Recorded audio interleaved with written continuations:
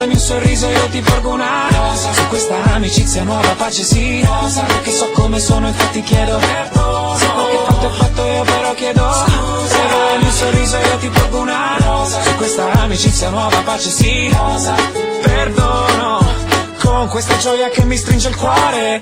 A 4-5 giorni da Natale, un misto tra incanto e dolore. Ripenso a quando ho fatto io del male, e di persone ce ne sono tante. Buoni pretesti, sempre troppo pochi. Tra desideri, labirinti e fuochi. Comincio un nuovo anno io chiedendoti perdono, se quel che fatto è fatto io però chiedo scusa. Regalami un sorriso io ti porgo una rosa, su questa amicizia nuova pace sì, rosa, perché so come sono infatti chiedo perdono, se quel che fatto è fatto io però chiedo scusa. Regalami un sorriso io ti porgo una rosa, su questa amicizia nuova pace sì, rosa, perdono.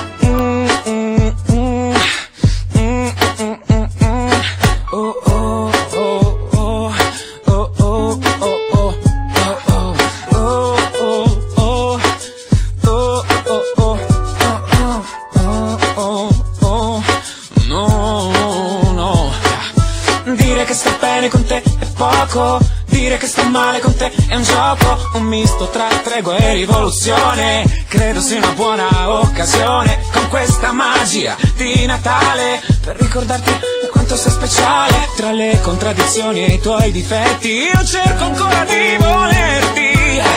Se quel che fatto è fatto io però chiedo scusa. Regalami un sorriso io ti porgo una rosa, su questa amicizia nuova pace sì, rosa, perché so come sono infatti chiedo perdono, se quel che fatto è fatto io però chiedo scusa. Regalami un sorriso io ti porgo una rosa, su questa amicizia nuova pace sì, rosa, perdono. Qui l'inverno non ha paura, io senza di te un po' ne ho. Qui la rabbia è senza misura, io senza di te non lo so. E la notte balla da sola, senza di te non ballerò. Capitano abbatti le mura, che da solo non ce la farò. Perdono, se quel che fatto è fatto io però chiedo scusa. Regalami un sorriso io ti porgo una rosa, su questa amicizia nuova pace sì, rosa, perché so come sono infatti chiedo perdono, se quel che fatto è fatto io però chiedo scusa. Regalami un sorriso io ti porgo una rosa, su questa amicizia nuova pace sì, rosa, perché so come sono infatti chiedo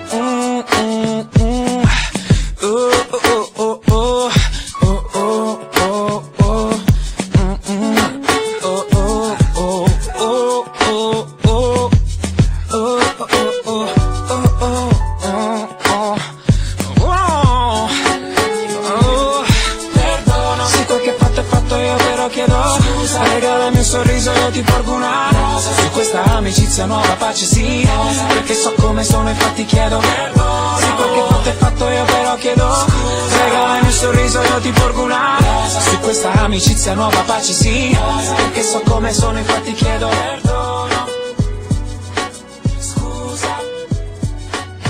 Rosa. Rosa. Perdono.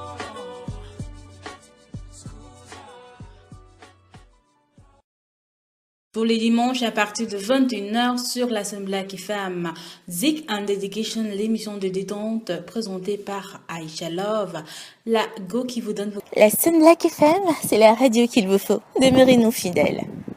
Les 3 mots du bonheur, Sun, Black et FM. Vous êtes sur la radio du bonheur. Demeurez-nous fidèles. La scène Black FM vous invite à la découverte des talents africains avec son émission Sun Kiff Talent. Retrouvez-nous 2 fois par mois, les mercredis à partir de 21h. Une émission culturelle présentée par Moankes.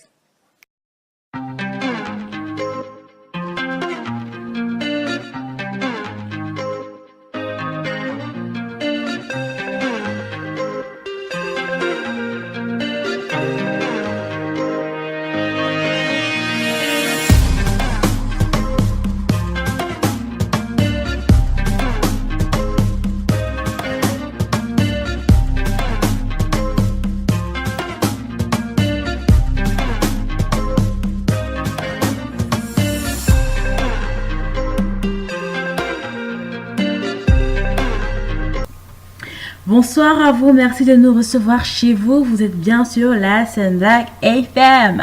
L'émission c'est Sun Kiff Talent, cette émission qui fait découvrir des talents africains. Alors, je profite pour dire à tous ceux qui sont là actuellement, qui sont connectés, si vous avez un talent, si vous connaissez quelqu'un qui a un talent et qui aimerait bien se faire connaître, la Sun Black FM est votre radio. Vous n'avez qu'à nous écrire une box ou me chercher. Pour ceux qui ne me connaissent pas, moi elle est sur Facebook et vous me trouverez. Alors ce soir, on reçoit une jeune auteure de BD. La BD se nomme La vie des Bendouta. Elle est connectée avec nous depuis le pays. On espère qu'il n'y aura pas de turbulences. En fait, quand je dis depuis le pays, c'est depuis le Cameroun. Voilà, donc notre auteure de ce soir, elle est camerounaise. Je vous invite donc à vous installer, à vous préparer, partagez le lien surtout avec vos amis et faites un tour même sur notre page Facebook Sun Black FM. On se prend juste après, on s'écoute d'une bonne chanson, une bonne mélodie africaine. À tout à l'heure.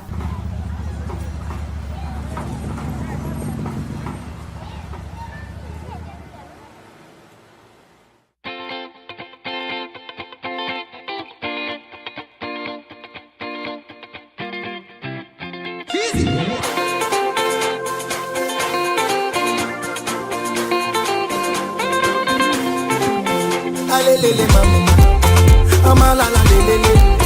Oh, shake it for Africa, hey, do it for Africa. Ama mama lele, oh lele mama, oh shake it for Africa. Oh, you rise up and stand up for Africa.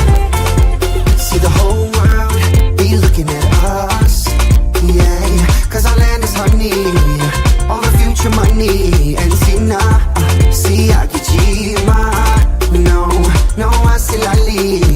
Siatandi Mali, they want it, yo, they need it, man, we have it, yes. Let the world come and taste this beautiful land, they want it, oh, they need it, yeah, we have it, let the world come and taste this beautiful land now.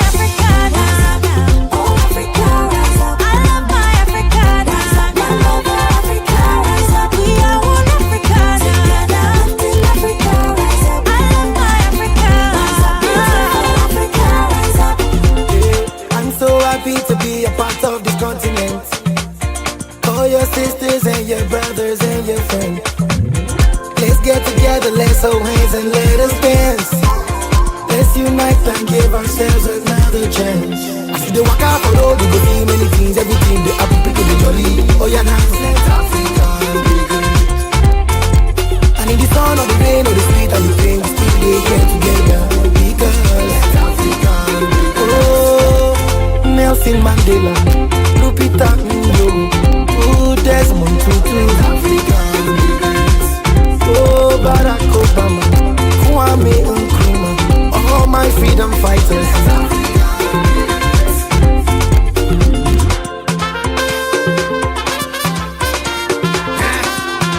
You know what time it is? Let's go, come on.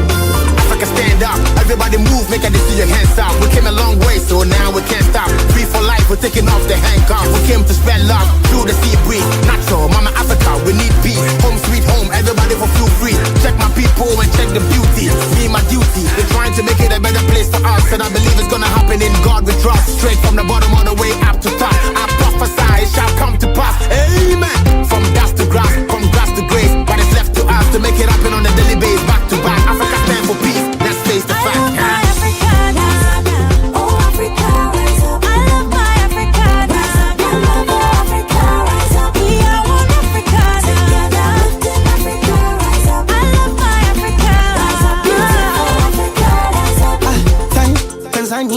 Asante Nyerere baba, tunajivunia upendo wetu na amani. Tena pia Mugabe bendera baba, tunajivunia upendo wetu na amani. Tumejaliwa mengi, tuna mengi, majengo melema mbuga Afrika yetu. Tazama mengi, tuna mengi, mito milima mbuga Afrika yetu.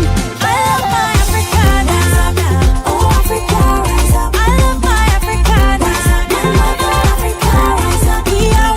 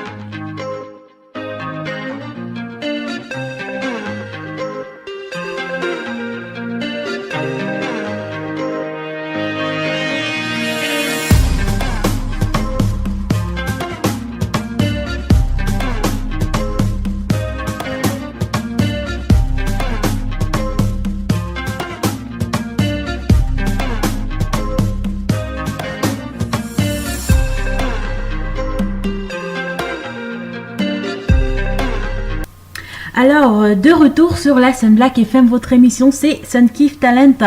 Ça se passe 2 fois par mois à 21h sur la scène Black FM avec moi, Kez. Voilà. Ce soir, on va recevoir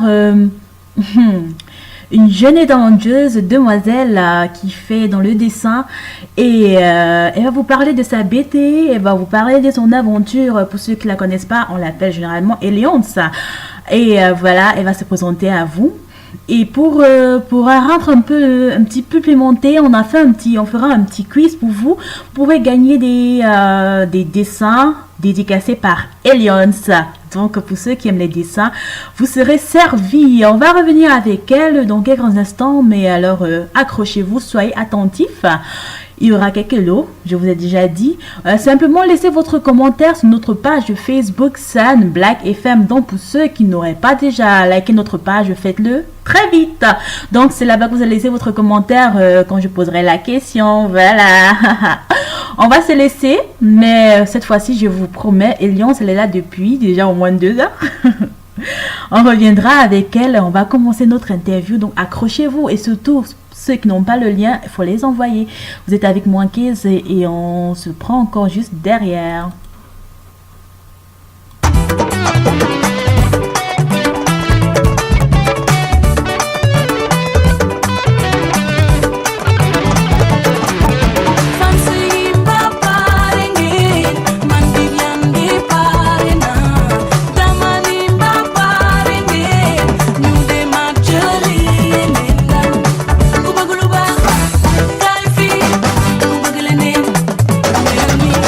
Ku bëgg lu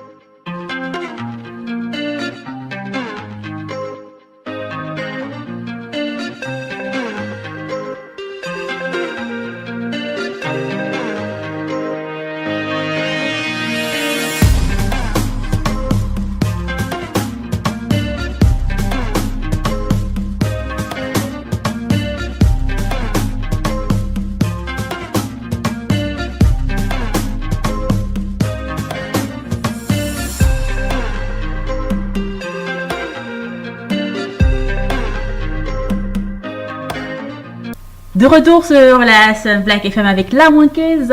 Vous êtes bien dans Sun Kiff Talent.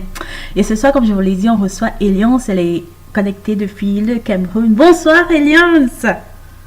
Bonsoir à tous les auditeurs de Sun Black FM. Bonsoir à toi, Manquez. Tu me traques depuis des mois pour cette interview. Hein? Je sais très... Soit il y avait un problème de connexion Internet, soit j'avais bougé d'un pays à un autre et je n'étais pas joignable, soit ci, soit ça, mais tu as été très patiente. Merci beaucoup pour ta patience. Merci d'avoir interprété positivement le fait que je ne sois pas disponible, parce que ça aurait pu être interprété n'importe comment alors que je n'avais juste pas l'occasion d'être disponible pour cette interview. Merci d'avoir donné le temps à cette interview de se faire. Maintenant on est là et on va passer un super bon moment, j'espère. Oh là là, t'es bien préparé là, quelle introduction. Ok. En tout cas, moi aussi, je suis ravie. C'est ma soirée dédicace à distance, on peut dire ça comme ça. Et voilà, tu es là, je suis bien contente. Oui, je suis contente. Clairement.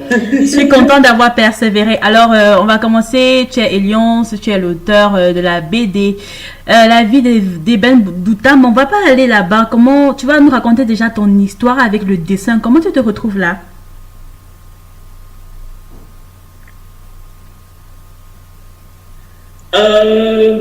La vie d'Eben Douta, d'accord, je suis l'auteur, effectivement. Mon lien avec le dessin, c'est depuis que je suis toute petite, en fait. Ma mère me disait que quand j'étais petite, je pleurais énormément. Et je crois qu'il y a quelqu'un qui a voulu me lancer par la fenêtre parce qu'il en avait marre de m'entendre pleurer. Je pleurais trop. C'était ma façon à moi de m'exprimer. On va dire que j'étais très bavarde. Et donc, mes petits cousins, qui avaient parfois ma garde quand mes parents allaient travailler, tout ça, ils me posaient devant la télé. Et à l'époque, il y avait les dessins animés, donc je regardais les dessins animés, et quand je regardais un dessin animé, je parlais plus. J'étais aspirée par l'écran. Et en grandissant, ma mère s'est rendue compte que, surtout nous qui avons les cheveux crépus là, quand elle me coiffait, je ne pleurais pas. Dès qu'elle me posait devant la télé, je regardais les personnages dessinés, je les voyais parler, je les voyais vivre des aventures, et je me disais qu'un jour, je ferais la même chose que ce que je vois à la télé, je vais aussi dessiner. Et en grandissant, j'ai découvert. Allô? Je ne sais pas ce qui se passe en fait, j'ai l'impression qu'il y a un vide. Ah, c'est moi, c'est parce que je ne parle pas. Donc voilà. Ah non, il y a des moments comme ça, on a des absences. Donc je disais, il y a Walt Disney, le dessinateur américain, que je voulais épouser quand j'étais petite. Oh là là! Et je me disais, ouais, je vais l'épouser. Parce que si je l'épouse, je saurais dessiner. Il va me transmettre le dessin. Là, c'était une réflexion. J'avais quoi à l'époque? J'avais 6 ans. J'avais 6 ans. Et donc, j'ai commencé à le traquer, pareil que toi. Hein. Donc, je cherchais dans les bouquins. À l'époque, il n'y avait pas Internet. Donc, je cherchais dans les livres. Je lisais attentivement toutes les informations qu'il y avait. Tu sais, à la fin des dessins animés, il y a plein de noms qui circulent. Donc, je lisais attentivement tous les noms pour savoir si je pouvais le trouver. C'est comme ça que j'ai su qu'il n'était pas en Afrique. Et un jour, en lisant une encyclopédie, j'ai découvert qu'il était mort dans les années 60. Oh. Et donc, j'ai pleuré. J'avais 6 ans. Réellement? J'avais 7 ans. Non, j'ai vraiment pleuré. J'ai porté le veuvage, parce que j'ai décidé que c'était mon mari. J'ai porté le veuvage pendant près d'une semaine. Ça, c'est une veuve trop jeune alors. Je me disais, c'est ce qui est intéressant dans cette histoire quand j'y repense. Les enfants ont une imagination, les enfants sont spéciaux, ils ont une imagination débordante. Et moi, j'étais persuadée qu'en me mariant avec un dessinateur, je saurais dessiner. Et donc, j'avais choisi le meilleur dessinateur du moment, Walt Disney. Et j'étais persuadée que si je l'épousais, en prenant mon crayon, je saurais dessiner. Donc, imagine dans mon imaginaire d'enfant, sa mort, c'était quelque chose de terrible pour moi. Donc, j'ai vraiment pleuré. Après, j'ai cherché pour voir s'il avait un fils. Ça veut dire que moi, j'avais compris qu'il y avait des choses qui passaient de façon héréditaire. Donc, j'avais décidé dans ma tête que s'il a un garçon, il va hériter du dessin, il saura dessiner. J'épouserai son fils et je saurai dessiner. Oula. Sauf qu'il a eu 2 filles. Donc, ben voilà, à l'époque, j'étais pas au courant du mariage pour tous et tout ça. Donc, je me suis dit, bon, bah écoute, il a 2 filles, ça peut pas se faire. Il va falloir que je le fasse toute seule. Donc, c'est à cette période-là que j'ai décidé d'apprendre à dessiner toute seule pour dessiner moi-même mes histoires, de ne pas dépendre de quelqu'un en l'épousant pour qu'il me transmette son savoir. Après, j'ai compris que c'est pas comme ça que le savoir se transmettait. Mais voilà quoi, il y a eu ce carrefour très jeune. En dehors de ce que j'aimais, il y a eu l'envie de reproduire ce que je voyais et il y a eu la décision de le faire par moi-même en regardant les autres faire, en apprenant sur le tas. Plus tard, beaucoup plus tard, je suis partie dans une école d'art en Belgique pour me spécialiser dans les arts graphiques, visuels et de l'espace pour apprendre à mieux mettre en forme mes idées, que ce soit par écrit ou par le dessin, et pouvoir véhiculer divers messages. C'est comme ça qu'Eben Douta, l'un des fruits de mon apprentissage, voilà. Donc, en fait, tu n'avais pas prévu publier ça comme ça, c'était juste un apprentissage. Si, je souhaitais publier. En grandissant, j'ai découvert, il y a le dessin animé qui me fascinait, il y a la bande dessinée qui me fascinait aussi, parce que le fait d'avoir des personnages sur papier qui se parlent et de bulle en bulle, que ça prenne corps dans nos têtes, c'est quand même un phénomène un peu schizophrène, hein. Ça veut dire que on est assis là, on ne parle à personne, on ouvre un bouquin, il y a des personnes qui se parlent entre elles et on entend leur voix dans nos têtes. Si on s'assoit 2 minutes pour penser à ça, ça fait peur. Donc j'étais fascinée par le mécanisme derrière. Comment est-ce que Astérix et Obélix ont pu m'embarquer dans leurs histoires? Comment est-ce que Lucky Luke a pu m'embarquer dans le Far West? J'ai jamais été aux États-Unis.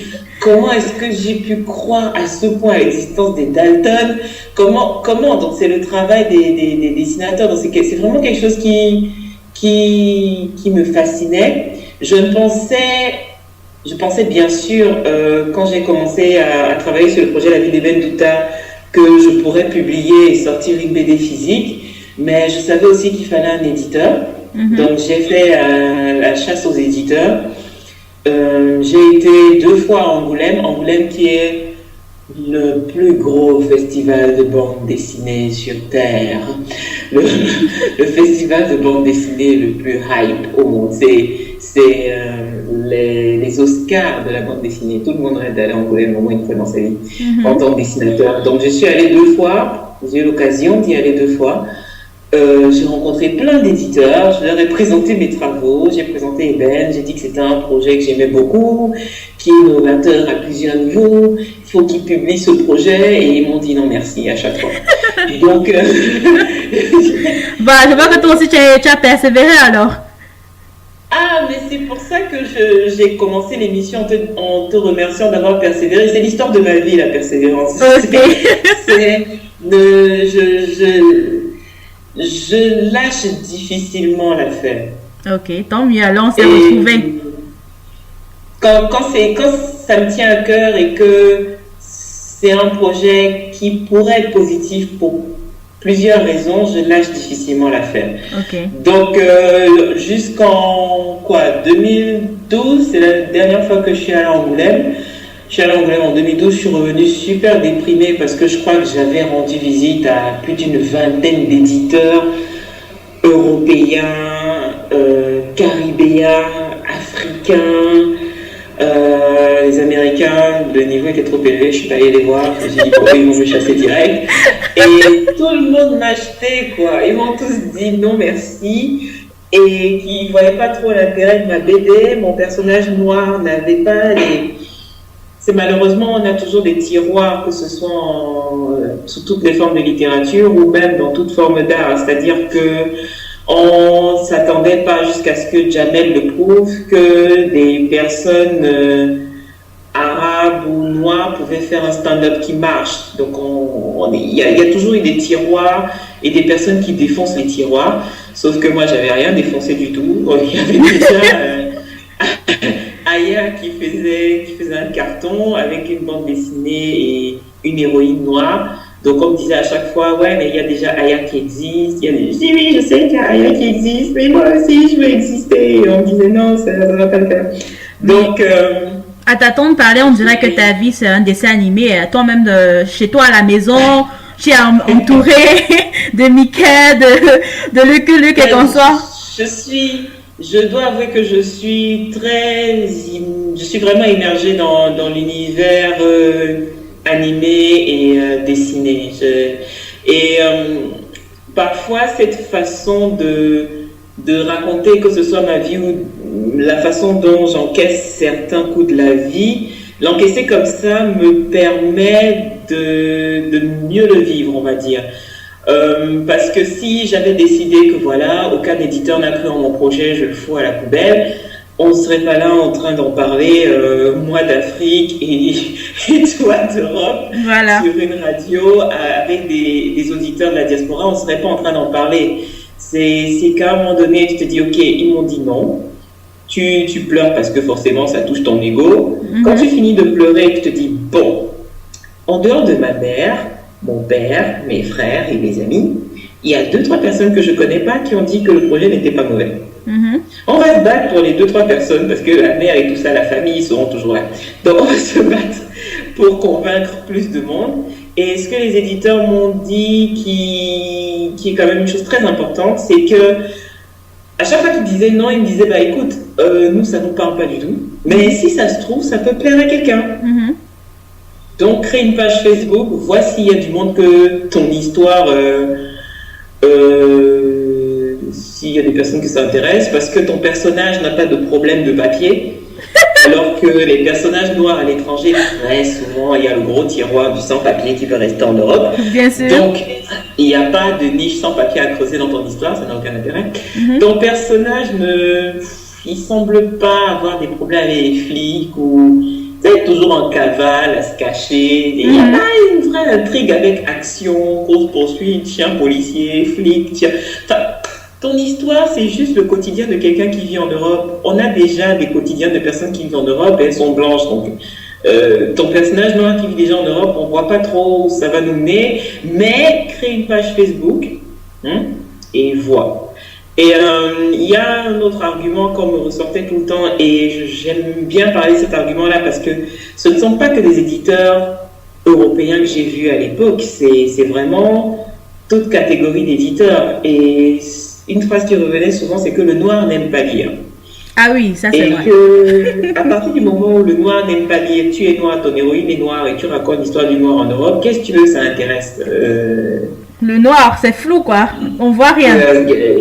Le noir va te lâcher. Et si le blanc ne se sent pas concerné, qui va acheter? Donc, ouais, c'est vrai. C'est dur quand tu l'entends, mais c'est vrai dans un certain sens. Ils parlent en se basant sur des statistiques qu'ils ont. Maintenant, le fait qu'ils m'ouvrent la fenêtre en disant si ça se trouve, il y a des gens que ça va intéresser, créer une page Facebook, ça a vraiment été une fenêtre pour moi. Quoi. J'ai créé une page Facebook et j'ai commencé à publier mes histoires. J'ai mis plus de sérieux et de tonus en 2013, il me semble. À partir de l'année 2013, j'ai vraiment publié plus régulièrement. J'ai pris le projet vraiment au sérieux. Et en fin 2013, j'étais à un festival de bande dessinée en Algérie. Parce que voilà, c'était un peu ça le paradoxe. C'est qu'aucun éditeur ne voulait m'éditer. Ben, j'étais très souvent invitée au festival pour présenter mes projets. C'était un peu frustrant. Ok, donc là du coup, tu as créé La vie des Ben Douta, mais toi tu te fais appeler Alliance. Pourquoi Eliance? On dirait... pourquoi tu peux pas t'appeler... Enfin, ton propre nom, toi? Pourquoi tu te fais nommer Eliance? Parce que Eliance, c'est pas... C'est ton nom à toi que tu t'es créé. On dirait que tu es aussi un personnage. Non, Eliance, il y a différentes raisons à l'existence d'Eliance. Alors, c'est une compression de l'hébreu et de l'anglais. Ah, parce que toi, tu parles hébreu. J'ai appris un peu et j'ai tout perdu parce que bien sûr quand tu parles tout seul à un moment donné tu oublies ce que tu apprends.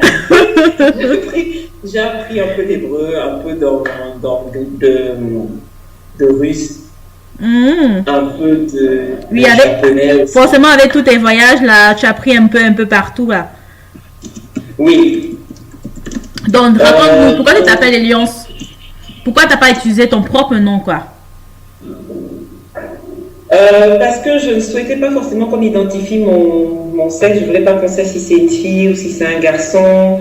Je voulais garder un certain anonymat. Ah, en tout cas, c'est raté, hein. On sait tous que j'ai eu fille. Oui, ben, les journalistes, ils ont mis mon nom partout. Donc, ils ont mis mon nom partout. Et maintenant, tout le monde connaît mon nom. Ils savent que je m'appelle Joël Bonguet, que je suis une fille, que je suis noire et tout ça. Donc, voilà. Mais bien sûr. Mais Joël Bonguet, c'est pas mal comme nom aussi par rapport à Eliance. Oui. Ok, tu nous racontes cette histoire d'Eliance. C'est juste un nom que tu as pris au pif ou ça a une histoire? Non, c'est un nom qui a vraiment, c'est un nom qui a vraiment une signification en fait.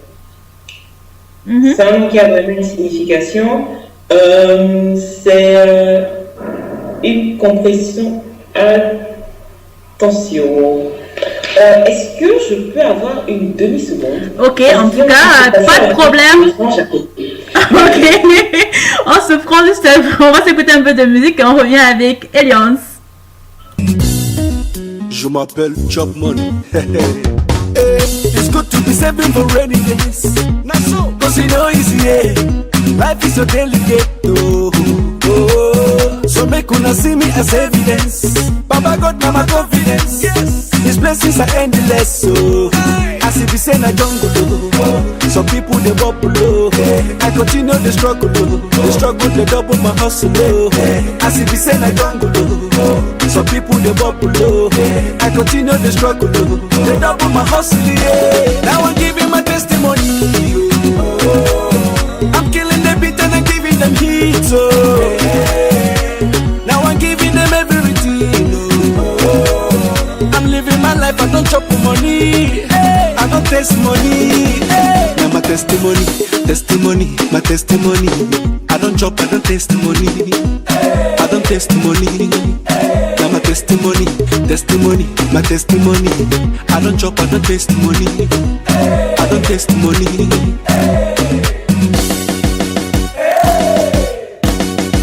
Testing 1, 2, 3. Ok. Je m'appelle Chop Money. As if you say na jungle, oh. Some people they bubble, oh. I continue the struggle, oh. The struggle they double my hustle, oh. As if you say na jungle, oh. Some people they bubble, oh. I continue the struggle, oh. They double my hustle, yeah. Now I'm giving my testimony, oh. I'm killing the beat and I'm giving them heat, oh. Now I'm giving them everything, oh. I'm living my life, I don't chop money, I don't taste money. Now I'm giving my testimony, oh. I'm killing the beats, I'm giving them heat, oh. Now I'm giving them everything, oh. I'm living my life, I don't chop money, I don't taste money. Now my testimony, my testimony. I don't chop, I don't taste money. I don't taste money. Now my testimony, my testimony. I don't chop, I don't taste money. I don't taste money. Now my testimony, my testimony. I don't chop, I don't taste money. I don't taste money. Now my testimony, my testimony. I don't chop, I don't taste money. I I don't testimony.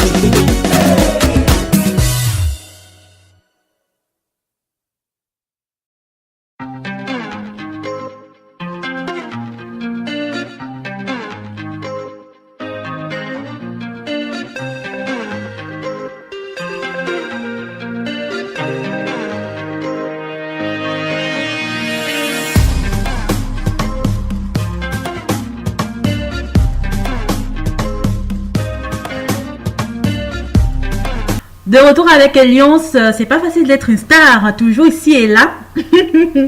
Mais elle est de retour. Alors, tu nous racontais l'histoire de ce nom Eliance, dis-nous. Tu as dit c'est un mix entre l'hébreu. Tu parles un peu hébreu toi aussi. Non, je disais que j'ai appris parce que je suis fascinée par les langues en fait. Ok. Donc, je touche à toutes les langues. Dès qu'il y a une langue qui me fascine, je commence un peu à l'apprendre jusqu'à ce que, parlant toute seule, j'oublie. Donc, l'histoire d'Eliance, ça parle de quoi? Eliance, c'est de l'hébreu, c'est un des noms de Dieu. Oui. Comme il y a des noms de Dieu connus, il y a Yahvé, oui. Il y a Elohim, je crois, il y a El Shaddai. Mm-hmm. Et donc il y a Elion. Elion, ça veut dire le très haut. Mm-hmm. Et Elions, donc qui est mon nom, c'est l'apostrophe S, donc la possession en anglais. C'est propriété du très haut. Si je dois traduire mon nom d'auteur, ça veut dire propriété du très haut en français. Oula. Parce que je suis chrétienne et que je crois en Dieu, je crois en Jésus, en la vie après la mort, la vie éternelle, le salut de l'âme. Oh. Le fait que quand tu viennes sur Terre, tu as forcément une mission qui peut ne pas être glorieuse comme celle de Superman. Ça peut juste être que ta mission, c'est avoir la place. Mais je vois que toi, tu as trouvé la tienne, ta mission. Tu as trouvé ta mission, c'est d'être dessinatrice, d'être auteur, créatrice de BD. Ouais, là, dans mon rôle de Jeanne d'Arc, ma mission, c'est de faire de la BD. Okay. C'est de raconter des histoires en transmettant différents messages aux gens. Et le double sens du nom Elion, c'est que comme je me considère comme une propriété de Dieu, pareil que lui, je recrée des mondes, des vies, des personnages, des gens à qui je donne différentes missions, pareil. Okay. La seule différence, c'est qu'ils n'ont pas le libre arbitre. Donc, ils vont faire ce que je veux. Ok, voilà. Donc, Elion, c'est propriété de Dieu, c'est bien ça? Propriété du très haut. Du très haut, voilà. Donc, parlons un peu de la BD proprement dit. On va commencer déjà par le nom que tu as donné à ta BD, La vie d'Eben Douta. Oui. Pourquoi tu n'as pas dit la vie de Claire c'est pas, Claire sans... Pourquoi tu as dit Eben Douta? Pourquoi pas Marie-Claire du Jardin? L'Africain du Jardin. C'est vrai que ça aurait été un joli contraste d'avoir un personnage comme Eben et la paix du jardin. Pourquoi pas? Ça aurait pu se développer, les gens jardinent dans ses cheveux. Mais en fait, non. Quand j'ai créé mon histoire au début, c'était vraiment le quotidien d'une fille noire à l'étranger. Et le quotidien d'une fille noire à l'étranger, pour moi, c'était assez varié, assez banal, parce que c'est vraiment le quotidien de toute personne qui est loin de son pays d'origine. Il y a quelques épices, quiproquos, problèmes de langue, de la méconnaissance de l'autre, pas forcément du racisme. Il peut y avoir des tendances racistes, il y a plein de choses, et il y a forcément le quotidien qui est, comme tout quotidien qui se respecte, un peu banal. Comme j'avais un personnage noir en héroïne, je me suis dit, il faut que je lui donne un nom qui ait du sens, parce que mon nom réel, c'est Joël Ebonguet. Oui. Mes parents m'ont donné ce nom parce que mon père avait le nom Ebonguet, ma mère avait le prénom Joël. Et moi, en grandissant, je me suis rendu compte que Joël, c'est un dérivé de l'hébreu. Je crois que c'est de là qu'est partie ma curiosité pour cette langue-là. Et ça veut dire, Joël veut dire Yahvé et Dieu. Et Ebonguet veut dire bâtisseur. Ok. Alors, je me suis dit, bon, vu qu'il y a beaucoup de sens dans mon nom, qu'il y a du sens dans mon nom d'auteur, il faut qu'il y ait du sens dans le nom de mon personnage. Sinon, ça n'aurait pas de sens. On précise que le personnage Eben Douta, c'est pas toi. Non, c'est pas moi du tout. Ok. Je sais que ça plairait à beaucoup de personnes que ce soit moi, mais non, c'est pas moi. Ok. Donc, et c'est comme ça que je me suis dit, bon, allez, comment faire un nom intéressant? J'ai choisi ébène, comme le bois d'ébène, qui est noir, pour spécifier que je parle de quelque chose de noir. Pas forcément noir la couleur, mais noir l'identité. Et Douta, c'est un mot en douala qui veut dire dessin ou représentation de. Donc, Eben Douta, c'est dessin noir. C'est aussi ça. Ok, simple que ça, dessin noir. Oh. Voilà. Bon, c'est vrai que quand on voit ébène, on voit le bois d'ébène, on voit quand même une connotation avec noir, mais douta, ça reste là. Enfin, si tu mets dans le sens français, enfin, ébène doute. Bon, ça. C'est parce que là, si tu lis en plus comme une africaine, tu vas lire le U en OU. Oui. Un français, maintenant beaucoup de Français le lisent instinctivement en OU parce qu'ils savent que l'auteur est africaine, mais Eben Douta, en plus du fait que ce soit dessin, je voulais qu'au cas où ça se lise en français, donc Duta, ça fasse vraiment Duta comme Tados ou tas de cheveux. Ou voilà, donc je voulais que la lecture dans les deux sens ait du sens. Ok, je vois bien. Alors là, du coup, tu as créé ta BD et tu l'as commencé en Belgique et tu as décidé de rentrer dans ton pays d'origine, au Cameroun, pour continuer la promotion et comme ça. Pourquoi tu n'es pas resté avec les difficultés qu'on a au pays? Pourquoi tu n'es pas resté en Europe? J'ai toujours eu pour désir de rentrer au Cameroun après ma formation en Belgique. C'était vraiment mon souhait. Et dès que j'ai terminé ma formation, ça s'est fait vraiment rapidement, je suis rentrée. Et quand j'ai choisi de me lancer dans la grande aventure de crowdfunding, où je demandais aux gens de participer à ce projet-là, quand il fallait se dire d'où est-ce que tu lances ton crowdfunding, je me suis dit, bon, si je lance ça d'euros et que ça marche, ce sera bien. Si ça ne marche pas, c'est pas grave, ça va marcher. Si je lance ce projet d'Afrique dite noire, donc l'Afrique qui, de tous les médias du monde, c'est l'Afrique qui a le plus de problèmes sur toute la Terre. Oui. L'Afrique où, de toute façon, il n'y a pas d'espoir, il n'y a pas d'argent, il y a la faim, il y a la famine, il y a la guerre, il y a tous les maux du monde en Afrique noire. Si je lance ce projet d'Afrique dite noire et que ça marche, ça va avoir un impact à l'extérieur, parce qu'on va se dire, donc les choses elles sont aussi possibles en Afrique, à l'intérieur du continent, parce que les gens vont dire, je peux aussi réussir en Afrique. Donc, c'était ça ma réflexion. Après, bien sûr, entre la réflexion et se lancer, il a fallu beaucoup de courage, beaucoup d'encadrement. J'ai été conseillée par des personnes vraiment extraordinaires à me lancer dans cette aventure-là. Et c'était vraiment ça, c'est que bon, si ça ne marche pas, j'aurai une honte internationale, tout le monde se souvient forcément des gens qui ont échoué, mais si ça marche, ça va être non seulement une première pour la BD africaine de réaliser un truc pareil, mais ce sera une première dans la tête des gens. Je dis, les gens vont se dire, je peux lancer n'importe quel projet. Si je suis super motivée, que je me prépare bien, que j'ai une communication claire, que ce que je dis que je vais faire, que je le fasse, que j'ai pas un double langage, ça peut marcher, ça marchera, quoi. Donc c'est vraiment ça mes motivations derrière, que mon geste, au-delà de ma personne, que ça puisse avoir un impact sur les personnes qui seraient témoins de ça. Et du coup, tu es devenue une icône africaine, je veux dire, du dessin. Grâce à toi, on a vu réjaillir ce côté obscur qui est caché. Pourtant, il y a plein de talents comme toi qui se baladent. Mais grâce à toi, vraiment, tu as réveillé ça. Comment tu te sens? Dit comme ça fait peur. Pourquoi? Ça fout la pression.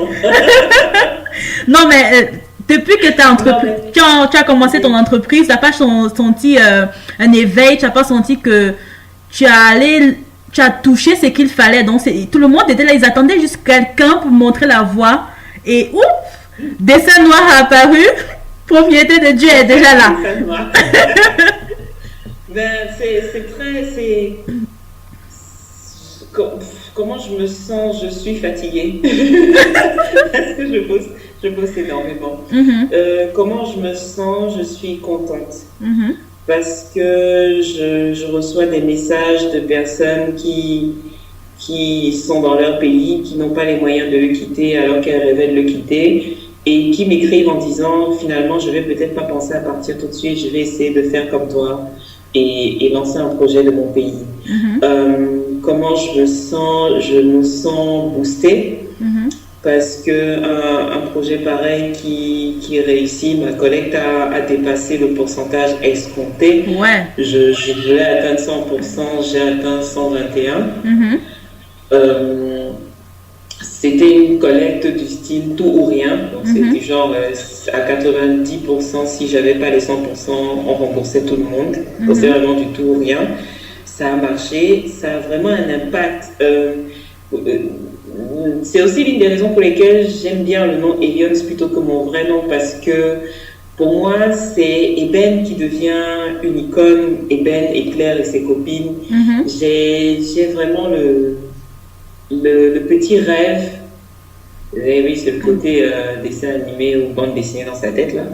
C'est le rêve un peu comme Astérix et Obélix ou Lucky Luke. Tu connais pas le visage de leur dessinateur. Bien sûr. À la fin de la journée, ça t'intéresse pas. C'est ce que Lucky Luke va faire. Ça t'intéresse.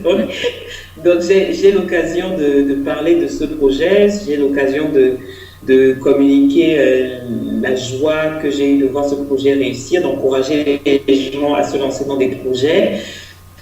Mais c'est vraiment Eben qui quand je vois Eben, on m'a envoyé une photo d'Australie. Waouh! Une femme qui a reçu sa BD en Australie, qui m'a écrit.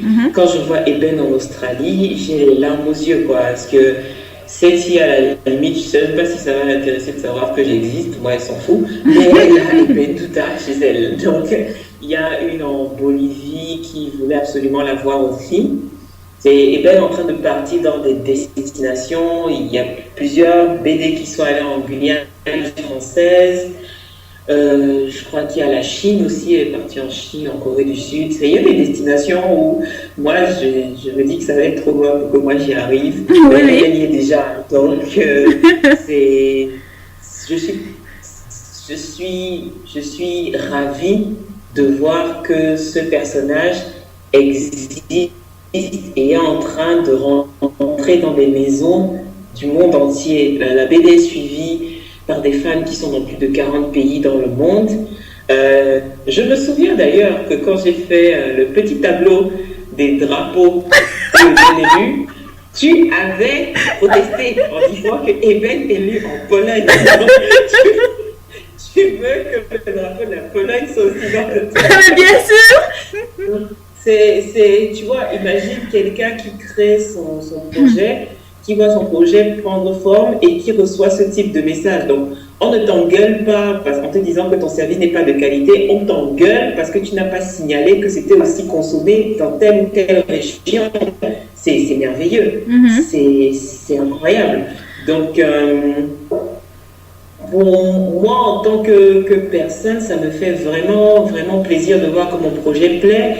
Il y a, chaque fois que quelqu'un finit la BD, le premier message qu'il m'envoie, c'est à quand le tome 2? Oh, voilà. En tout cas, en parlant de merveille, on va se faire une petite pause, mais en attendant, puisque il y a certains sûrement qui n'ont pas encore acheté ou qui aimeraient bien avoir quelque chose de toi. On a prévu ce petit quiz et je vais poser la question, elle est très simple. Si ceux qui nous ont suivis depuis le début vont répondre très simplement à la question, c'est de savoir, bon, tout le monde connaît Aliens, l'auteur de la BD, la vie de Ben Douta, mais comment s'appelle-t-elle, son vrai nom? oui, il faut qu'on sache aussi derrière Elion se cache un personnage, une personne comme nous tous, et ceux qui nous ont suivis jusqu'à présent n'auront pas du mal à trouver c'est quoi ton vrai nom.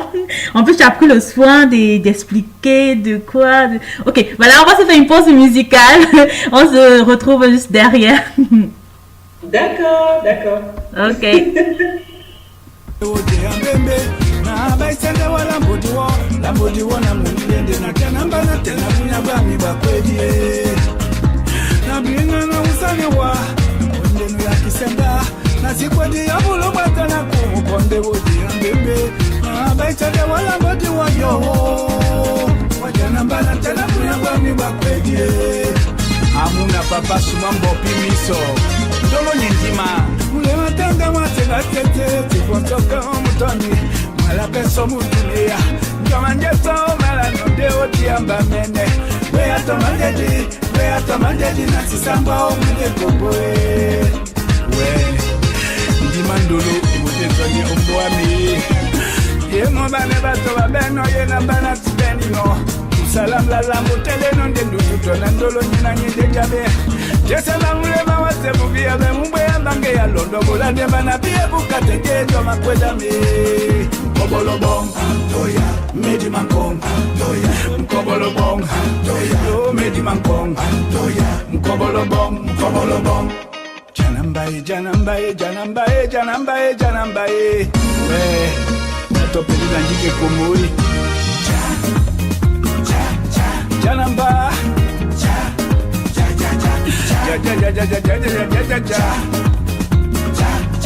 Janambaye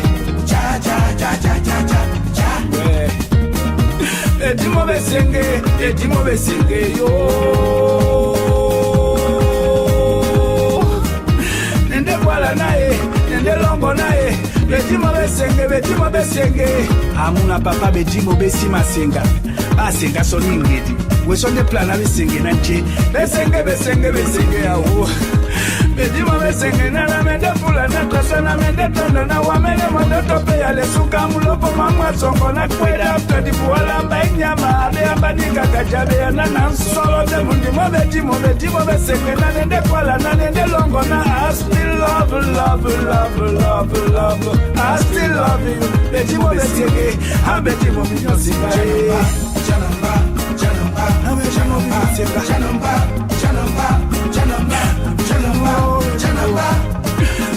Fiko mbodu kanyuka mbim kanyuka teke Fiko mbodu kanyuka mbim kanyuka teke film Oy bola mala bome dinge Oy bola mala bome dinge Wandene no bongele nikae Bato bete gae Oy kwa kiele wana na ilangwe Wato langu na bia bena pombe ya mabongo Bone belambo amini ya mba kuna mama Oy bola langa mala bome dinge Na bome dinge Janamba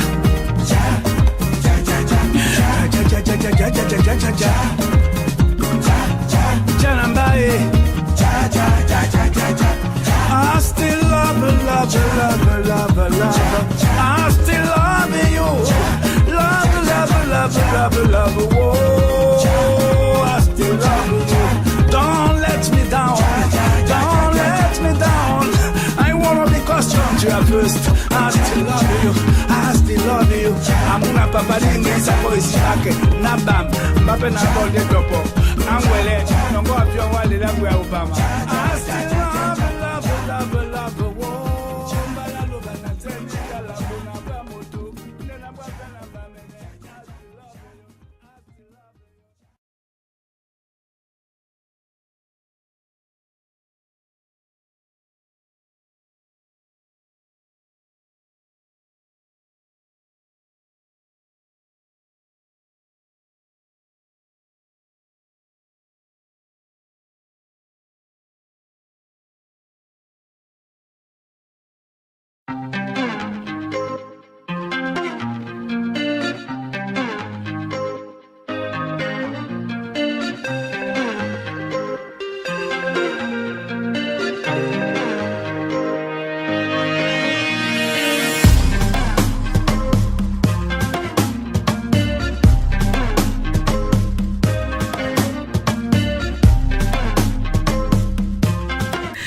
Nous sommes donc de retour toujours avec notre talent du jour. Je vais pas dire son nom, mais bon. Je profite. Elian, je profite pour te dire, on a reçu un commentaire de Carnot depuis l'Allemagne. Il dit, tu as une très belle voix. Ah, merci beaucoup. Je le dirai à ma mère, c'est elle qui m'a transmis sa voix. Ah bon? Oui, on a la bonne voix. Ok. Alors, il continue en disant, je lui souhaite tous mes encouragements, que le Seigneur continue à lui donner cette force et ce courage pour aller plus loin sur son talent. Ah, oh merci.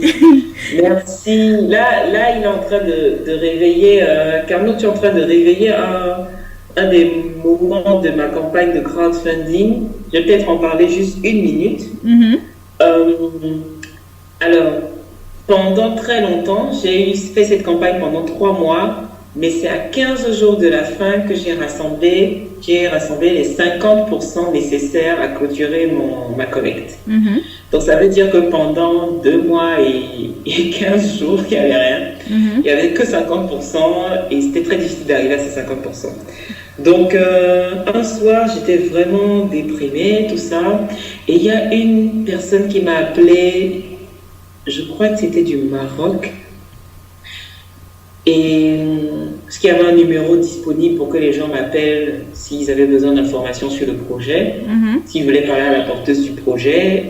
Et elle m'appelle, oui, bonjour, vous êtes l'auteur de la BD qui est sur Internet. Je dis oui, j'aime beaucoup votre BD, mais je n'ai pas d'argent pour participer.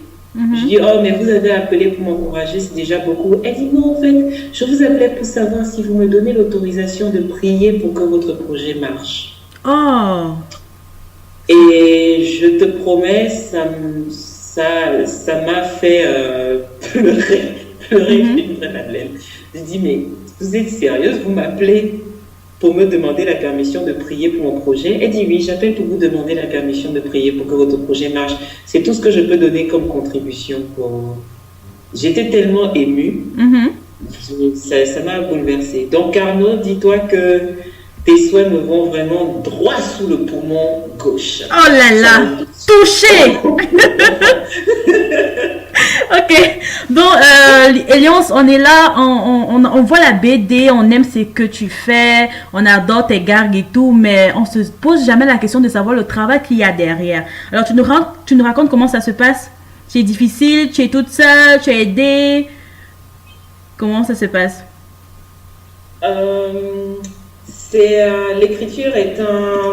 L'écriture de ces gars, je suis vraiment contente quand j'entends des gens mettre LDR ou LOL sur les trucs, ça fait vraiment plaisir.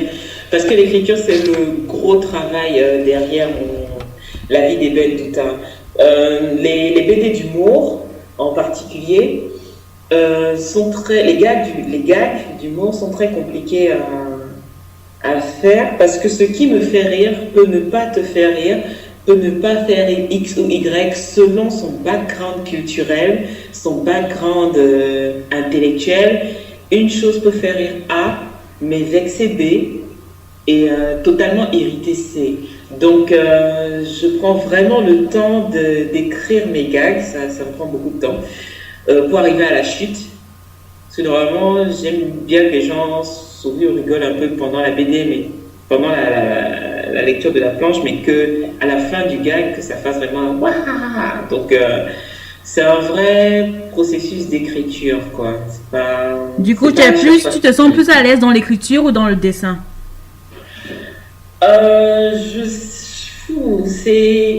Maintenant c'est intimement lié. J'ai besoin d'écrire avant de dessiner. Je ne vais pas dire que je me sens plus à l'aise parce que ça me demande beaucoup d'efforts.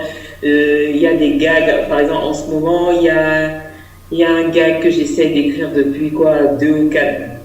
Ça va faire 3 jours maintenant, j'arrive pas à l'écrire. Je passe mon temps à froisser des papiers, j'arrive pas à l'écrire comme je veux. Dans ma tête, ça fonctionne un peu, mais dès que je mets sur papier, ça fonctionne plus. J'ai déjà fait ces dessins, mais il n'y a pas de texte, par exemple. Donc, pour moi, les deux sont liés. C'est un peu les deux faces d'une pièce. Pour que ma pièce soit complète, il faut que les deux parties soient faites. J'aime toujours autant dessiner, d'ailleurs. J'aime bien dessiner les expressions, travailler sur les expressions des personnages, montrer différentes émotions sur le visage d'Eben. les mettre en mouvement. Donc il y a le côté dessin qui me passionne vraiment, mettre en mouvement, créer des situations, définir des contextes et tout ça. Mais l'écriture a son importance. L'écriture, ça reste ma fondation quand même. Ok. Donc... Surtout que maintenant, j'apprends vraiment à y accorder du temps, donc ça reste ma fondation. Bon, donc du coup, tu as une équipe qui t'entoure, genre, parce que tu as commencé une tournée, tu as dédicacé, tu es allé un peu partout en Europe, en Afrique, ci et là. Tu as chargé de communication, chargé de promotion. Tu as une équipe autour de toi qui t'aide? Oh non! En fait, c'est ce qui est aussi particulier avec ce projet, c'est que ce projet a dépassé mes expériences à différents niveaux. Il y a une campagne participative financière, il y a une campagne, et elle est encore en cours, participative humaine. Ça veut dire que je peux dire maintenant qu'il y a 1 à 3 personnes, on peut aller jusqu'à 4, qui essayent de se dédier du mieux qu'elles peuvent à ce projet, histoire de me soutenir en bénévole ou en forfait négocié, parce que je n'arrive plus à tout gérer toute seule, je deviens folle. Mais il faut dire que quand j'ai lancé la campagne, j'avais 10 000 fans sur ma page Facebook.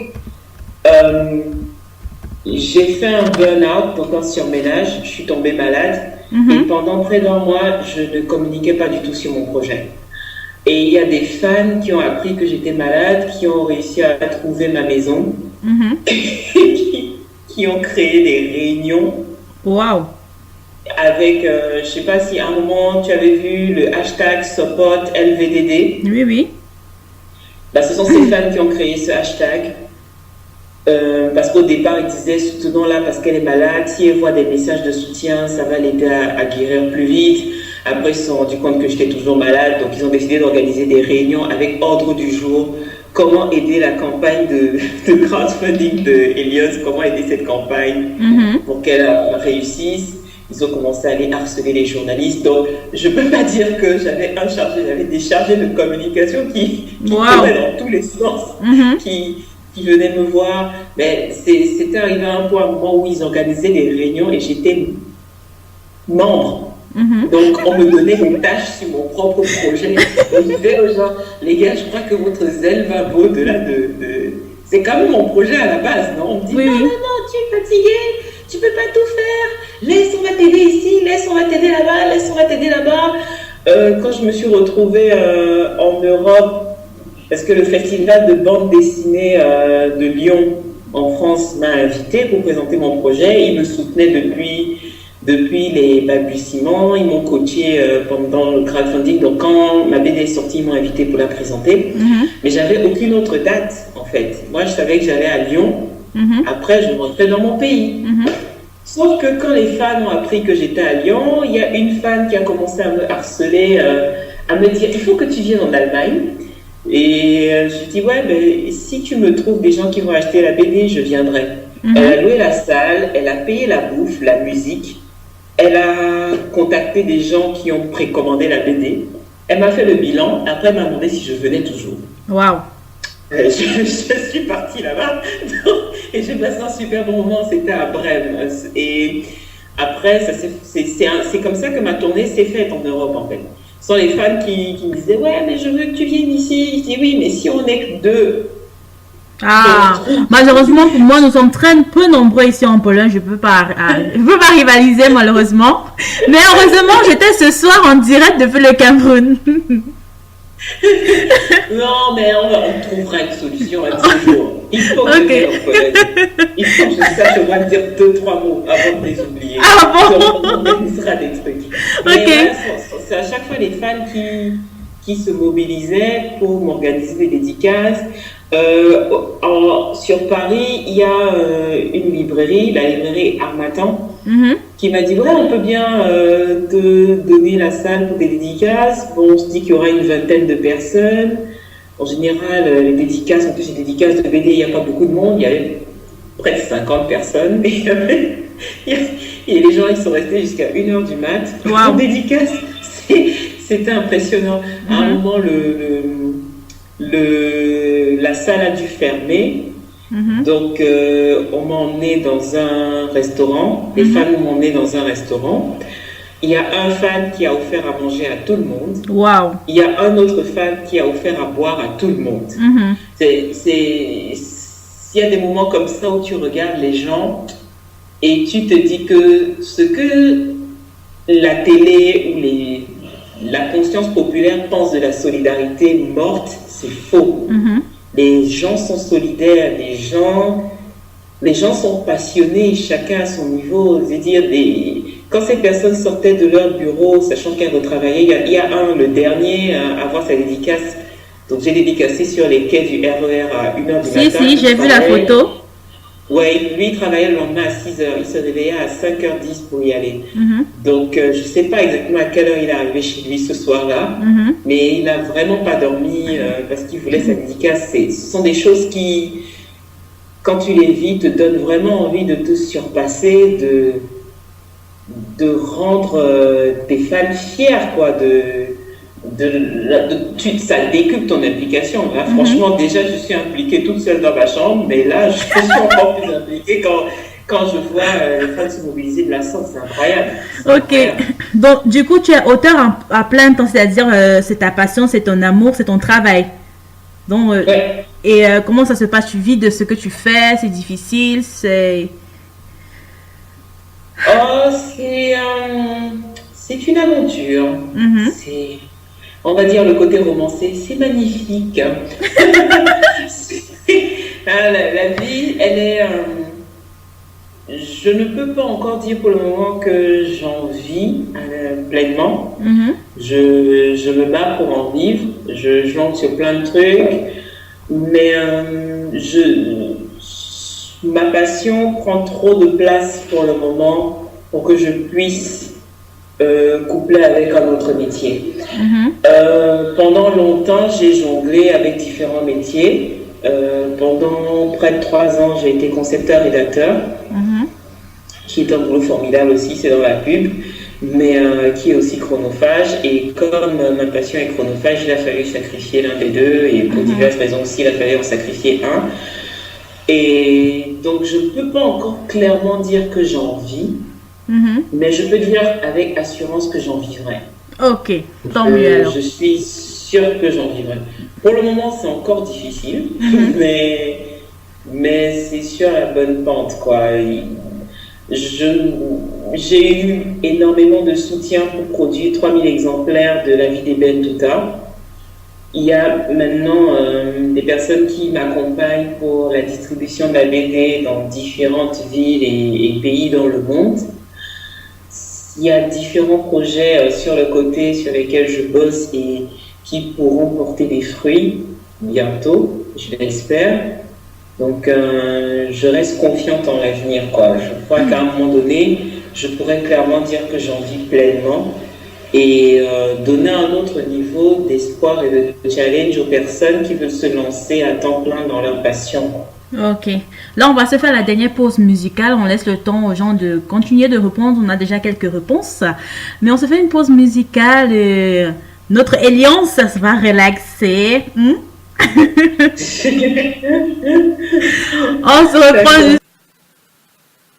What's up, people? This is Miss Lena, and you're listening to Sun Black FM.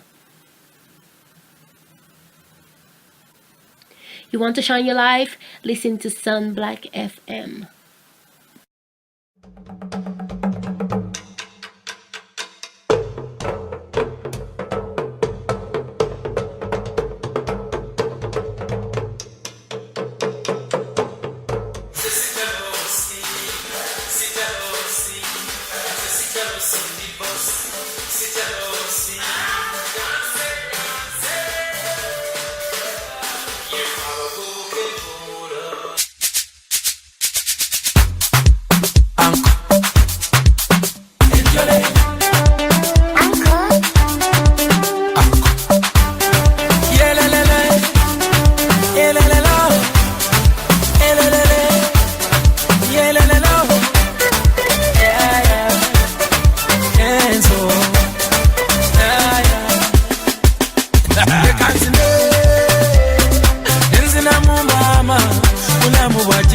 kisera ate muziki zuri sana yakanzine nenzinamu mulamu bwa kisera ate muziki tamu sana nze sikyalosi nze sikyalosi ndi boss sikyalosi danse yefa abavubuka envumulo yefa abavubuka envumulo akaleero kansonga kakubye ndi mu mundu ya kigoma saagala nyombo kubanga eno saawa ya ndongo bagambye saagala nyombo eno saawa ya kigere mwamasembera mulamu bwasoba jangu tetale byansi byakoleka leka nzine nenzinamu mama mulamu bwa kiseera ate omuziki zuri sana leka nzine nenzinamu mulamu bwa kiseera ate omuziki tamu sana nze sikyalosi nze sikyalosi ndi boss sikyalosi danse abange buno bulamu bumpi zekugambe kale mundeke nange gwenzijukiramu kyenvudde endowooza tekuba naffe atolekawo dada ne bagenda kaganga etalimu sana omama ulalaye oagaliba kati tobaako nakyo ŋŋamba jangu omuziki tugusambe gambe tobaako nakyo ŋŋamba jangu eno twekyange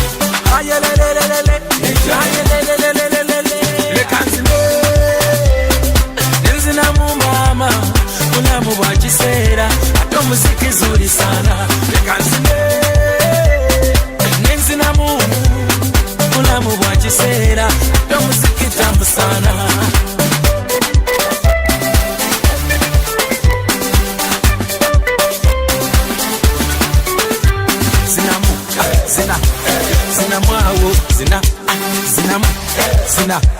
zina mwawo zina yelelele yelelelo yelelele yelelelo anko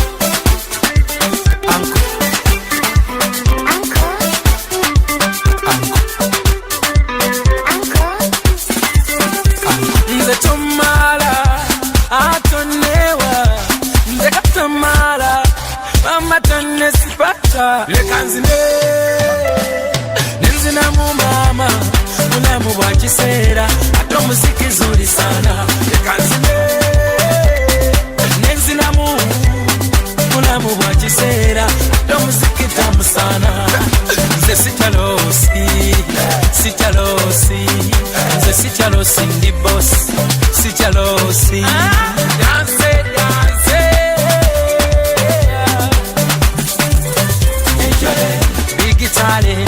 yefa abavubuka envumulo yefa abavubuka envumulo ebiti yabawa.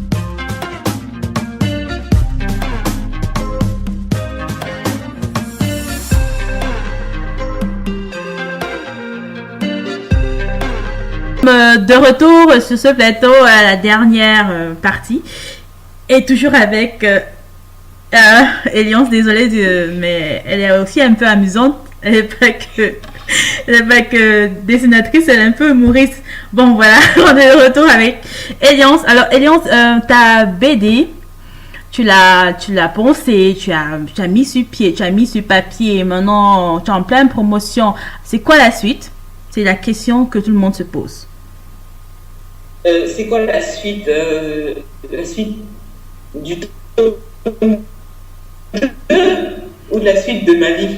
Non, la suite de la suite de Alliance, disons ça comme ça, parce que tu es auteur de la BD, tu parles d'un tome 1, ça sous-entend qu'il y a un tome 2, ou ça sous-entend qu'il y aura autre chose, ça sera même pas la vie de Ben Douta 2, mais ça sera autre chose, on ne sait pas. Donc, entre guillemets, tes projets, dans cette lancée du dessin. J'ai des projets, en fait, sur beaucoup d'années. Parce que je m'inspire de toutes ces personnes qui ont marqué leurs différents domaines, que ce soit la cinématographie, le théâtre, le dessin, tout ça. Toutes ces personnes qui ont vraiment marqué leur temps et qui ont eu beaucoup d'échecs en cours de route. Je prends le cas, bien sûr, de Walt Disney. Walt Disney qui s'est fait jeter du journal où il travaillait parce qu'on disait qu'il manquait d'imagination. C'est quand même un comble pour quelqu'un qui a révolutionné le monde de l'image animée, du dessin animé. Donc voilà, mais il a fallu qu'il se fasse jeter comme un malpropre pour se rendre compte qu'il était capable de faire plus tout seul. Il y a des personnes comme James Cameron James Cameron, c'est celui qui a réalisé Titanic. C'est le même qui a fait Avatar. Avatar est un film qui a marqué sa génération, qui a marqué son époque, mais qui lui a pris 10 ans pour être fait. Donc, ils sont des personnes comme ça qui m'inspirent à créer des projets sur la durée, quoi. La vie des Ben Douta, quand les éditeurs m'ont dit non merci en série, je me suis dit que ça me prendrait 5 à 10 ans pour en faire quelque chose toute seule. Et j'ai été agréablement surprise de voir que je n'ai pas eu besoin de 10 ans pour que la machine se mette en route comme elle est en train de se mettre en route. En dehors des Ben Douta, j'ai plusieurs projets en parallèle. Il y a des projets avec différents magazines. Et ce qui est magnifique, c'est que les magazines, ils sont chacun dans son pays. Tout le monde n'est pas forcément au Cameroun. Il y en a plein qui sont en dehors du Cameroun. Ce qui fait que je côtoie différentes cultures à chaque fois que je travaille sur un projet. Il y a d'autres projets d'envergure. J'ai le souhait sur 10-15 ans de pouvoir assister à des productions de dessins animés à partir du Cameroun. Mais je sais que ça existe déjà. Il y a des gens qui font des dessins animés en Afrique de l'Ouest, par exemple. Il y a des gens qui font aussi des micro-métrages d'animation au Cameroun. Mais comme dit, 10-15 ans, c'est pouvoir avoir des dessins animés d'une fluidité aux standards européens ou asiatiques ou américains ou sud-africains, parce que ils font des trucs en Afrique du Sud qui sont très intéressants à regarder. Donc pourquoi pas voir des productions de dessins animés, avoir le Cameroun comme pôle carrefour de la bande dessinée d'Afrique centrale, avoir des auteurs publiés dans différentes maisons d'édition sans qu'on achète parce que on connaît un peu l'auteur, on achète pour le motiver, ou on achète parce que on donne un coup de pouce à un frère. Non, j'ai envie qu'on arrive à un niveau où des Norvégiens achètent des bandes dessinées camerounaises qui viennent de Newbel, mais qui s'en rendent compte que beaucoup plus tard. De la même façon que nous, on a grandi en investissant à un moment donné dans un Gaston Lagaffe, où on a acheté les Zembla, les Blake le Rock, qui sont arrivés chez nous sans qu'on ne sache même clairement d'où ils viennent. On dit bon, ça venait pas de chez moi, mais j'achète. J'aimerais retourner l'ascenseur, c'est-à-dire que les gens de n'importe où achètent des BD parce qu'ils aiment bien, ils lisent, et quand un jour ça les intéresse, ils se rendent compte que, mais en fait, le dessinateur, il est en Guinée. D'accord, donc la BD guinéenne est arrivée dans mon pays. Ok, donc c'est que ce soit ça, quoi. Ça, c'est mon après, si on veut. C'est à ce niveau-là que j'aimerais que la bande dessinée africaine arrive. Je voudrais plus que ce soit... J'aimerais que la bande dessinée africaine sorte du... Entre guillemets, c'est vraiment un gros guillemets, en sorte du ghetto rayon bande dessinée africaine. Ok. Que ça... Et, en plein contexte, quoi. Et ta bande dessinée, elle est destinée à un public jeune, vieux ou à tout le monde? C'est, on va dire, si on me demande mes recommandations, je dirais que c'est pour des jeunes adultes. Donc, des personnes qui sont en train de terminer leur secondaire et qui passent dans des études supérieures, ou des jeunes cadres, ou des jeunes pères de famille, ou des pères de famille, ou des grands-pères de famille. Parce que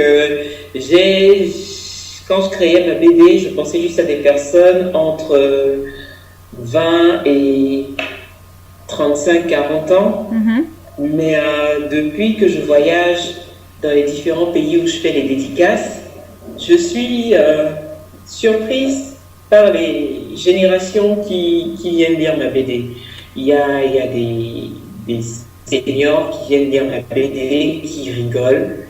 J'ai des pères de famille, c'est-à-dire il y a un monsieur qui est venu une fois à ma dédicace qui m'a dit que non, ma femme ne sait pas que je suis ici.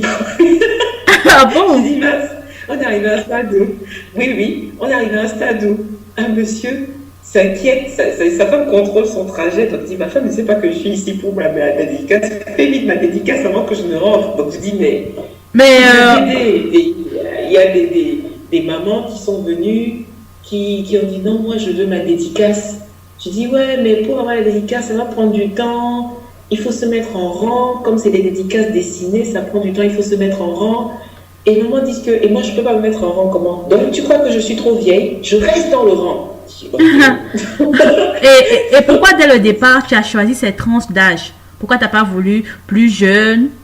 Les tout petits, je ne voulais pas forcément les tout petits parce que mon personnage est majeur, vacciné, et ses copines aussi sont majeures. Et toutes les quatre ont forcément une vie personnelle, une vie sexuelle que je ne souhaitais pas exposer face aux tout petits. Donc c'est pour cette raison-là, et aussi parce que très souvent on associe la bande dessinée à une littérature pour enfants, alors que non, la bande dessinée n'est pas automatiquement une littérature pour enfants, c'est une littérature imagée. Ça ne veut pas dire que ce qui est mis en image est pour les enfants, sinon ça voudrait dire que la télévision est uniquement pour enfants. Mais je voulais créer une bande dessinée qui soit pour un autre public, un public d'étudiants, de jeunes cadres qui commencent le premier emploi, ou de pères de famille qui rentrent du boulot. Il y a un journaliste lyonnais qui m'a dit récemment que à un moment donné, la vie d'Eben Douta, c'était son rendez-vous. Chaque soir, quand il rentrait du boulot, il aimait lire mes gags parce que il éclatait de rire à chaque fois, c'était une bouffée d'air frais. C'est ça ma cible principale. C'est des personnes qui vont se dire pourquoi est-ce que cette fille, son personnage principal s'appelle Eben, elle est claire de peau, et son deuxième personnage, l'un des personnages secondaires s'appelle Claire et elle est foncée. Il va juste voir et continuer sa vie. Ou bien il va demander, ça veut dire quoi, Claire? Alors qu'un adulte va se dire, mais pourquoi est-ce que c'est compliqué la vie? Quand je vais parler, comme dans une des pages avec le babysitter, la babysitter Eben en babysitter, et l'enfant qui lui dit, tout le monde il est noir comme ça dans ton pays. Elle dit, ouais, si tu es sage, je t'y emmènerai. Elle dit, non, ton pays doit être très sale. Un enfant va lire, il va peut-être rigoler gentiment, mais un adulte va percevoir toutes les couches de méconnaissance, de mauvaises informations, de comment est-ce qu'il faut rééduquer la jeunesse, de oui, non, mais vraiment les blancs, ils font tout lundi, oui. Ça peut aboutir à plusieurs débats que je n'aurais pas forcément avec les enfants, quoi. Donc, et les sujets traités dans la vie d'Eben, c'est vraiment des sujets pour des personnes loin de chez elles et qui peuvent aussi être chez elles, mais ma première cible, c'est les personnes qui sont loin de chez elles, donc les personnes de la diaspora, qui vivent des choses au quotidien, en dehors du contrôle des papiers, qui vivent plein de choses au quotidien, et qui ont besoin de se retrouver dans dans une BD d'humour qui ont besoin de se retrouver, de finir la journée, de passer un très bon moment avec 4 filles qui ont leur part de poisse, qui en rigolent et qui avancent, quoi. Donc, c'est pour ça que ma cible n'était pas les enfants. Ok, alors Eliance, dis-nous comment se procurer ta BD. Alors, pour se procurer la BD de La vie de Ben Douta, il faut 2 points. Il faut, j'arrive vraiment toute seule tout le temps, c'est horrible. Donc, il faut envoyer son nom, plus sa ville, plus son pays à l'adresse ebendouta@gmail.com. Donc, je répète, pour se procurer la BD, il faut envoyer son nom, plus son pays, plus sa ville de résidence à l'adresse ebendouta@gmail.com. Et combien coûte-t-elle? Pardon? C'est quoi le prix de la BD? La bande dessinée, elle coûte 15 € ou 10 000 francs en Afrique. 15 € en Europe, 10 000 francs en Afrique. Ok.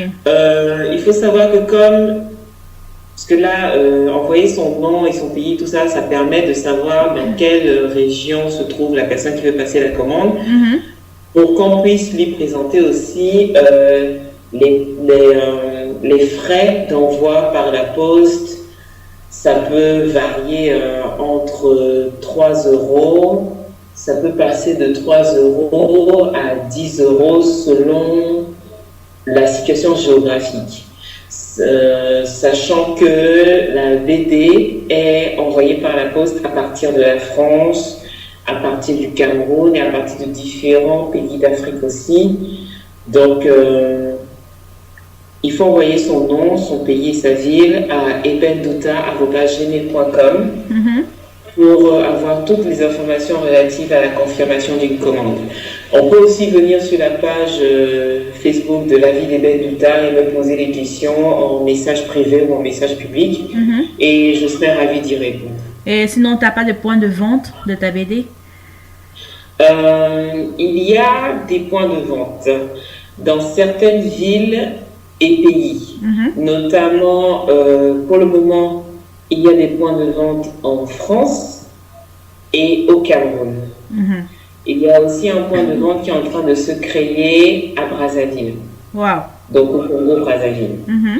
Oui, vu que je suis la porteuse du projet, je suis aussi passée en mode je cherche à distribuer la BD, j'entre en contact avec plein de gens pour voir comment la distribuer, tout ça. Donc la BD La vie d'Eben Douta, je peux lire.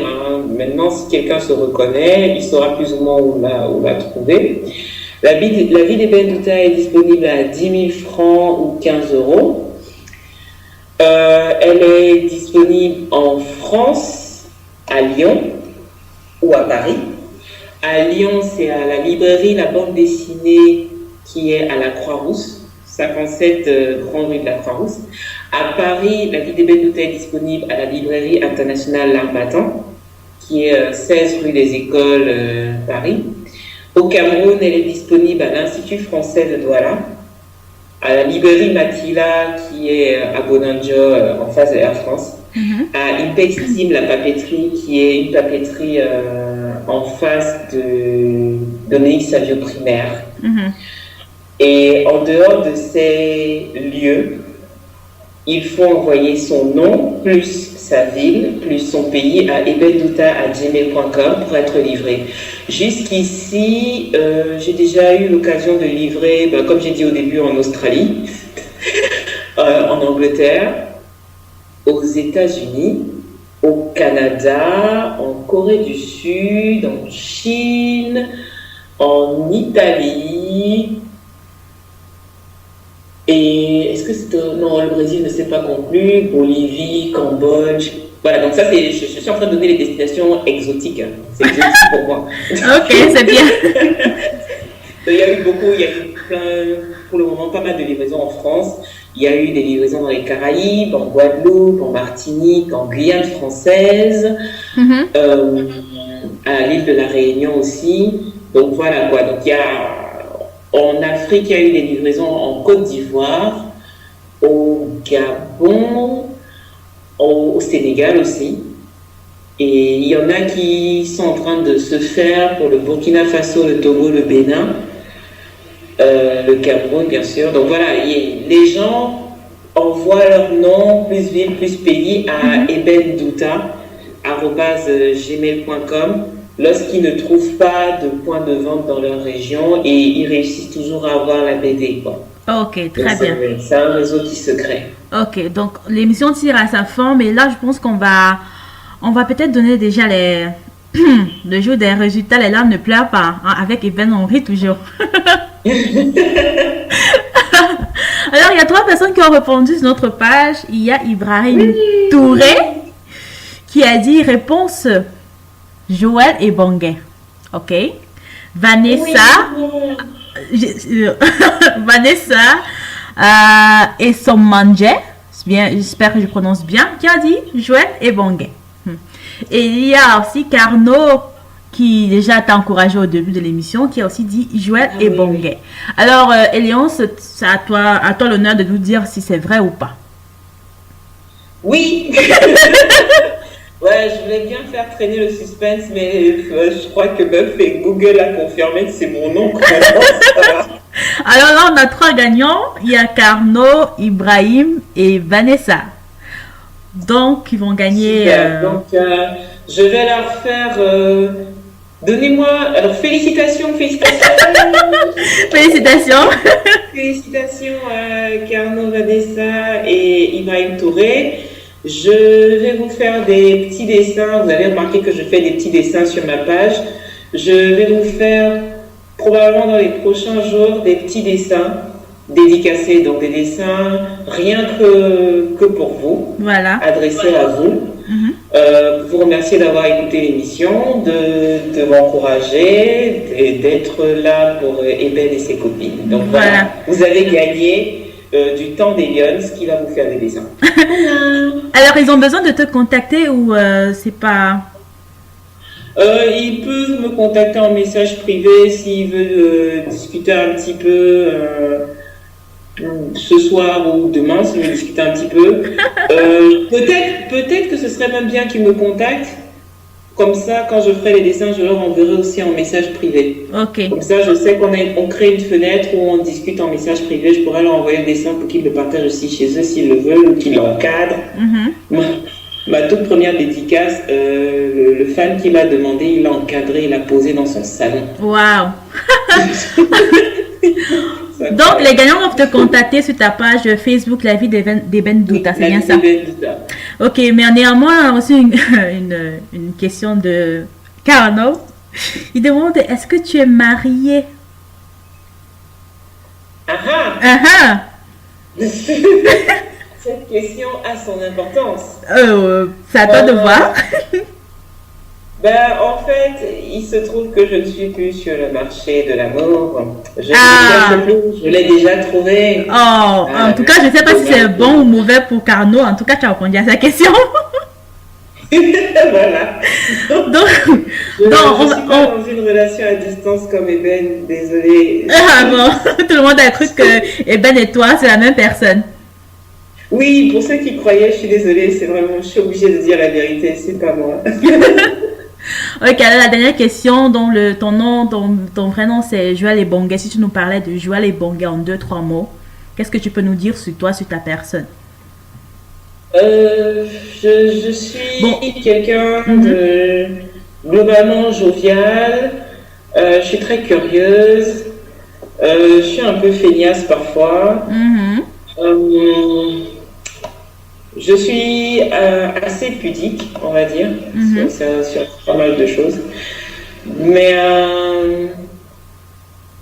qu'est-ce qu'on va dire d'autre si Joël Ebonguet? Essaye de prendre la fiche des bêtes que tu as fait et tu remplaces par toi en fait des données que tu as mis. Elle aime le raisin, elle aime ça, tu remplaces. Oula, ça se complexifie tout ça. Bon, ok, bon. Quelle est ta couleur préférée? Quel est ton plat préféré? C'est pas grave, faisons-le. Pose la question et je répondrai. Cet affichage, je sais même pas où elle est sur une page. Bon, c'est pas trop, c'est-à-dire, dans ma fille, elle a 1 mètre quoi. Elle aime le raisin. Oui, c'est ça. Oui. Alors, pour la taille, je suis à 1,76 m. Je suis, en termes de relation, je ne suis plus disponible. Et ton fruit préféré? Oula, mon fruit préféré. Ou alors? Je n'ai pas de fruit préféré. Bon, ta bouffe préférée alors? Le sanga. Ah! Ok, ta couleur préférée? Le sanga, pour ceux qui nous écoutent et qui ne connaissent pas, oui. Alors, quand je vais décrire la bouffe, personne ne voudra manger ça parce que même comme on l'a décrit, ça donne pas envie. C'est du maïs bouilli avec des légumes, de l'huile rouge et du sucre ou du sel. Voilà. Dit comme ça, c'est un truc infect. En tout cas, c'est une nourriture typiquement camerounaise, quoi. C'est un plat du centre, je crois. Ouais. C'est un plat du centre et ce truc, c'est une tuerie. C'est une tuerie. Ok, et c'est quoi ta couleur préférée, Eliance? Ma couleur préférée, c'est le bleu. Ah, wow. Voilà. Ok. Et Ben, sa couleur préférée, c'est le orange. Bon, enfin, ça, en tout cas. Ok, en tout cas, bon, on va terminer. On te laisse dans la... Enfin, si tu as un dernier mot à dire avant qu'on se quitte. Merci beaucoup à Sun Black FM pour cet entretien. Je suis très très contente d'avoir pu avoir cette interview avec toi. Et moi de même. Je te souhaite de continuer sur ta lancée. J'ai pu écouter les playlists que tu proposes, elles sont très intéressantes. Parfois il y a une pointe de nostalgie, des chansons qu'on connaissait avant, qu'on a perdu de vue et qu'on retrouve. Ça fait nos chansons camerounaises, c'est comme il y a les chansons françaises d'époque. Oui. Ça fait nos chansons camerounaises d'époque, ça fait très plaisir d'écouter ta radio. Merci à tous les auditeurs de Sun Black FM. Je nous souhaite à tous une longue vie, la réalisation de nos projets et plusieurs tomes à Eben Douta pour qu'on puisse toujours rigoler de ces histoires. En tout cas, merci beaucoup d'avoir été là. Je t'ai déjà remercié au début. Je te remercie encore à la fin et je suis contente de ma persévérance ce soir. Voilà, tu peux être fier de toi. En tout cas, je te souhaite que beaucoup de courage dans ta lancée et comme tu as dit, tu es sûr que ça va aller bien. C'est bien d'avoir une opinion positive comme ça, avec du positif, c'est sûr qu'on va aller loin. Donc, reste toujours positif, continue de faire rire et toi-même de rigoler.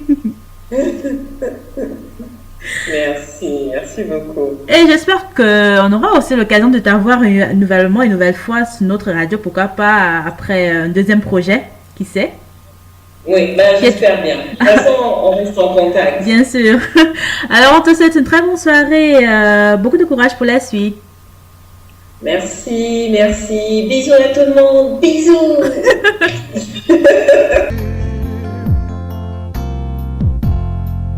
Jamais, à tout jamais, j'ai décidé de t'oublier. Sur mon chemin, ne t'approche plus. J'avais le cœur toujours à pleurer, toi tu l'avais toujours à rire. C'est là la raison de la rupture. Quand l'amour s'en va, tout est fini. J'avais assez de tes caprices, alors à présent tu peux t'en aller. Oh. À présent tu peux t'en aller.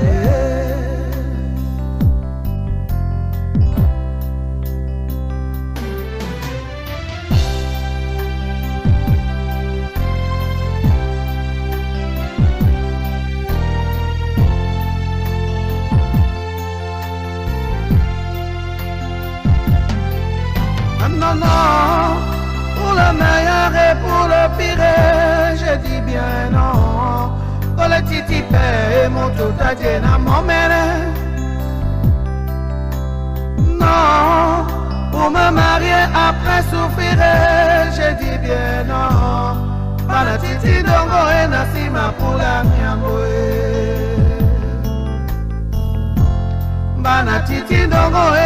ma pour la miamboé.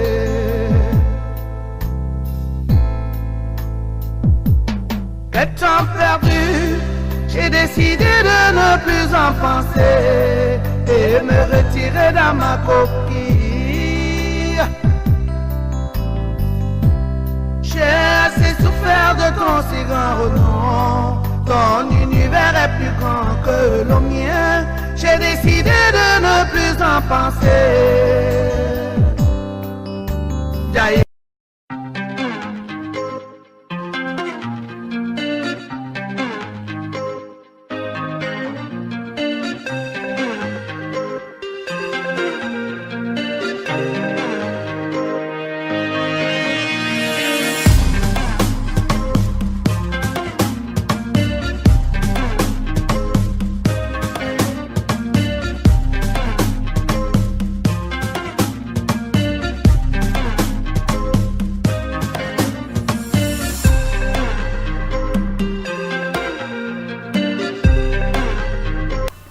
Alors, vous étiez bien sur la scène Black FM dans l'émission Sun Kiff Talent qui fait découvrir des talents africains.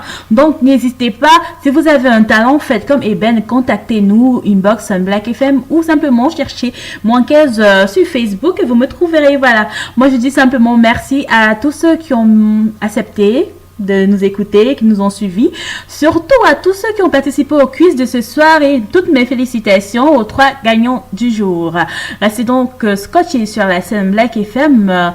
Sun Kiff Talent ferme ses portes pour aujourd'hui. Mais, on vous laisse avec des très belles mélodies africaines. On se retrouve très prochainement. Merci de rester scotchés sur la scène Black FM. Mouankaise vous dit bonne nuit. Au revoir.